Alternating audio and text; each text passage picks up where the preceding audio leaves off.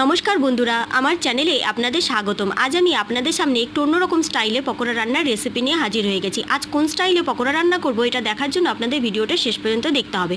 প্রথমে একটা গোটা ফুলকপি নিয়ে নেব, তারপরে সেটাকে ছোট ছোট সাইজ করে কেটে জল দিয়ে ধুয়ে নেব। তারপরে একটু গরম জলে সিদ্ধ করে নিতে হবে।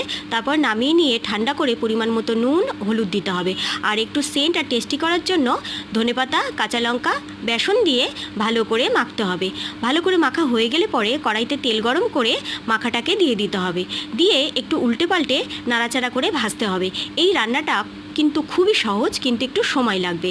গ্যাসটা কমিয়ে দিয়ে কড়াইটা গ্যাসের উপরে বসিয়ে রাখতে হবে। আর একটু পর পর এইভাবে উল্টে পাল্টে নাড়াচাড়া করতে হবে। আপনারা যতক্ষণ কড়াইটাকে বেশিক্ষণ বসিয়ে রাখবেন তত কিন্তু মুখরোচক এবং মুচমুচে হবে খেতে। এটা শুধু মুখে খেতে কিন্তু দারুণ লাগে। এইভাবে উল্টে পাল্টে নাড়াচাড়া করে একটু লাল লাল করে ভেজে নিতে হবে। ব্যাস কমপ্লিট হয়ে গেছে। এবার নামিয়ে গরম গরম পরিবেশন করুন।